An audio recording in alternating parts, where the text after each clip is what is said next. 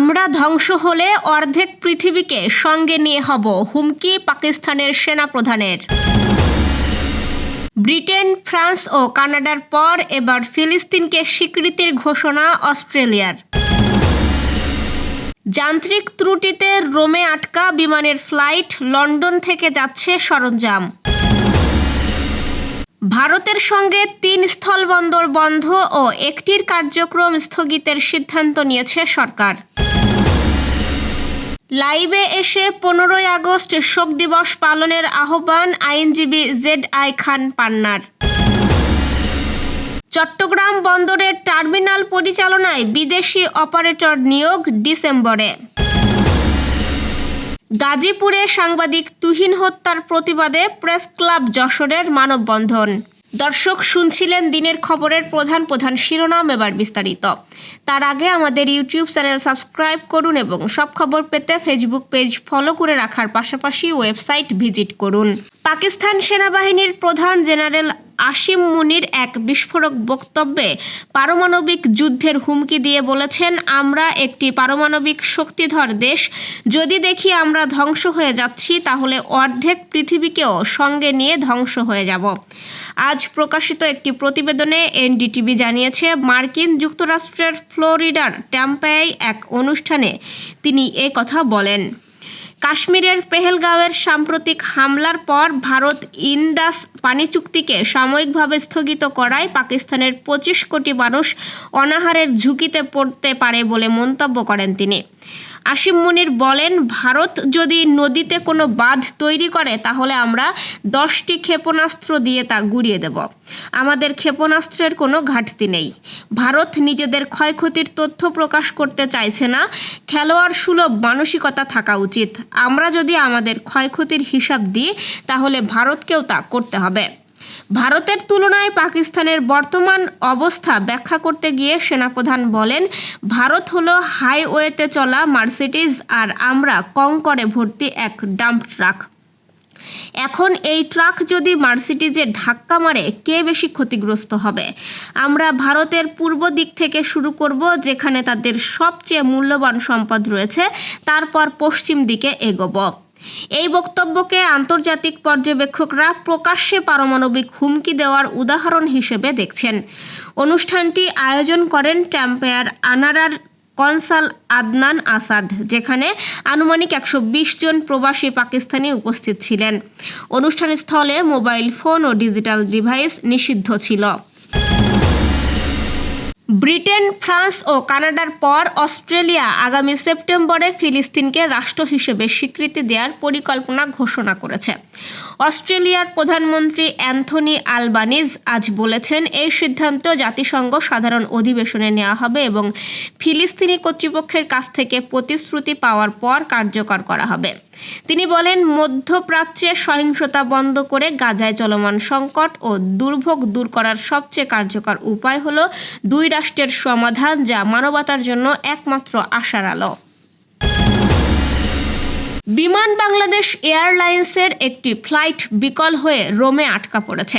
২৬২ যাত্রীকে নিয়ে আটকা পড়া ফ্লাইটটি ত্রুটি সারাতে লন্ডন থেকে যাচ্ছে সরঞ্জাম।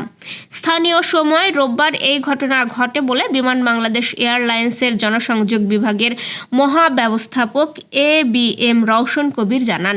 তিনি জানান, রোম থেকে ঢাকা ফ্লাইট বিজি ৩৫৬ এর ডানার ফ্ল্যাপ ঠিক করতে লন্ডন থেকে অতিরিক্ত যান্ত্রিক সরঞ্জাম পাঠানো হচ্ছে। ডানার ফ্ল্যাপ কাজ না করায় ফ্লাইটটি বাতিল করতে হয়। রোববার সন্ধ্যা ৭টা ২০ রোমের লিওনার্দো দা ভিন্সি ফিউমিসিনো বিমানবন্দর থেকে বোয়িং ৭৮৭ ড্রিম লাইনার ফ্লাইটটি ঢাকার উদ্দেশ্যে উড্ডয়নের কথা ছিল। ২৬২ জন যাত্রীকে হোটেলে থাকার ব্যবস্থা করা হয়েছে। ত্রুটি সারিয়ে একই উড়োজাহাজে যাত্রীদের দেশে ফিরিয়ে আনা হবে। এজন্য বিকল্প কোনো ফ্লাইটের ব্যবস্থা করা হচ্ছে না। যন্ত্রাংশ পৌঁছানো ও মেরামত শেষ না হওয়া পর্যন্ত যাত্রী ও ক্রুরা হোটেলেই থাকবেন। আগামী 15ই আগস্ট বঙ্গবন্ধু শেখ মুজিবুর রহমান সহ তার পরিবারের সদস্যদের নিহত হওয়ার ঘটনায় দেশবাসীকে শোক দিবস পালন ও দোয়া করার আহ্বান জানানো হয়েছে। রোববার রাতে সুপ্রিম কোর্টের জ্যেষ্ঠ আইনজীবী, মানবাধিকার কর্মী ও মঞ্চ ৭১-এর অন্যতম সমন্বয়ক জেড আই খান পান্না এই আহ্বান জানান। লাইভের এক পর্যায়ে জেড আই খান পান্না বলেন, শোক জানাতে যে আমাদের ৩২ নম্বরে যেতে হবে, কবরস্থানে যেতে হবে এমনও না।